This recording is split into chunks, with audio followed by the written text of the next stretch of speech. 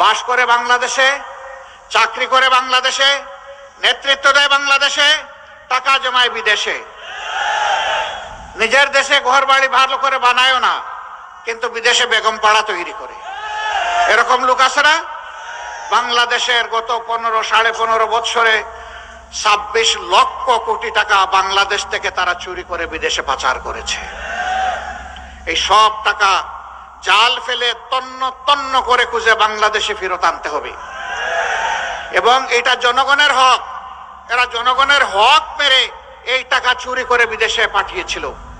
এটা সমন্বিতভাবে জনগণের কল্যাণে, উন্নয়নে সেটা ব্যয় করতে হবে। আমাদের দেশে আরেকটা অসভ্য সংস্কৃতি আছে।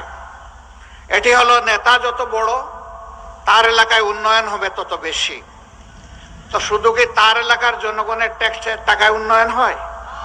সারা বাংলাদেশের জনগণের টাকায় হয়।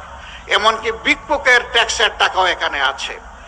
যারা কষ্ট করে ভিক্ষা করে, রাস্তায় রাস্তায় ঘুরে অথবা ফুটপাতে বসে থাকে, হাত পাতে মানুষের কাছে, দুয়ারে দুয়ারে যায়, মা বাবা আমাকে একটা কিছু দেন, এইটুকু হাতে নিয়ে সন্ধ্যাবেলা যখন সে নিজের পেটের যোগান দেওয়ার জন্য দোকানে ঢুকে, তখন সেই লোকটাকেও কিন্তু জিনিস কিনতে গিয়ে ভ্যাট দিতে হয়, ভ্যালু এডেড ট্যাক্স।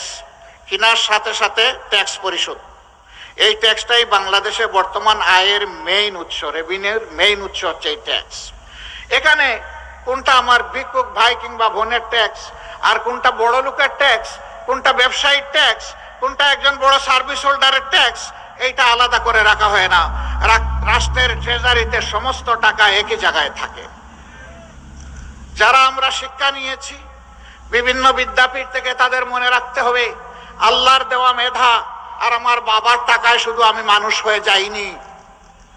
আমি যে প্রাইমারি স্কুলে পড়েছি, এই প্রাইমারি স্কুলের প্রতিটি ইট, প্রতিটি বালুর কোনা, পানির ফুটা, সিমেন্টের গুঁড়া, রড, মিস্ত্রির হাত, যা ওখানে লেগেছে সব কিছুর সাথে 18 কোটি মানুষের সম্পর্ক আছে।